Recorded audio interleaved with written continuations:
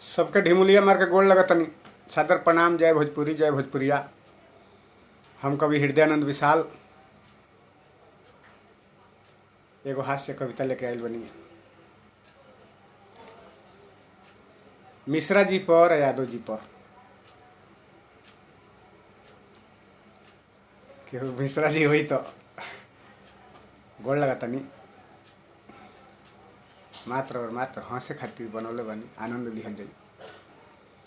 अब वही एने कवर के नहीं कहत, होने कवर के कहतनी। होने की ओर के मिश्रा जी रहनी, दाव पेच बहुत जानी। आ पर पंचायत में अपने बतिया मनवाइए के तब मानी।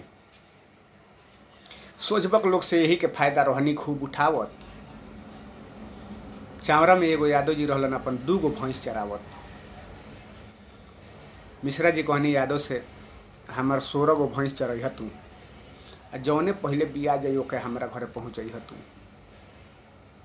अब कम दाव तो इहो न जानस, यादव जी बतिया मान गइलन।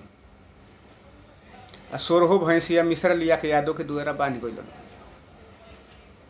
अब धैलस अगरैनी मिश्रा जी के, इहों लगाइए दाव पेच देहलन।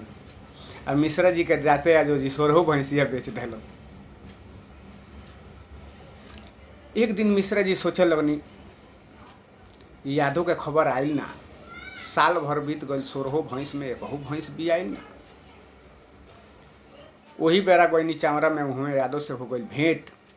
अब मिलल जुलल बड़ा प्रेम से भइल, मिलल खूब घेंट से घेंट।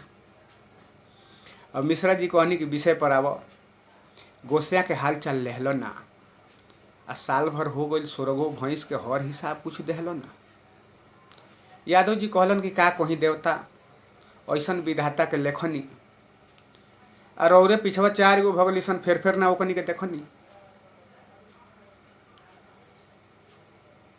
इतना सुनते मिश्रा जी के बढ़ल विपत्तिया दूनी।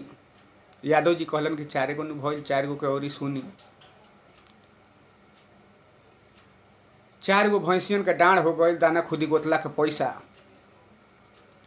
आ हेही चमरवा में 4 भैंसियन के मार के मुआ देलस भैंसा। अब बाई ले हलस मिश्रा जी के, लिहनी कपार अपन धून।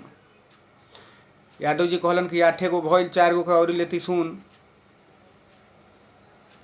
4 गो भैंसिया इतना जियानी, ऐसन खेला खेल गइली सन। आ बाँच गइनी हम तौने ढेर बाऊ, नदी के पार हेल गइली सन। मिश्रा जी देखनी कि धीरे धीरे 12 गो गायब कर देलस। तो मिश्रा जी कहनी कि 12 गो के छोड़, 4 गो भैंसियन के का भइल। तो यादव जी कहलन कि 4 साल भर के चरौनी हमार कुछ ना भइल, 4 गो भैंसिया चरौनी में रख लेता नहीं। मिश्रा जी अपन मुँह लटकौले चुपचाप चल गनी घरे। हृदयानंद विशाल ऐसन जजमान से पाला न पड़े। हृदयानंद विशाल ऐसन जजमान से पाला न पड़े। नीमन लगी तो एक शेयर कल जाई, कमेंट कल जाई, आशीर्वाद दिहल जाई। सबके गोड़ लगते नहीं एगो रहे से।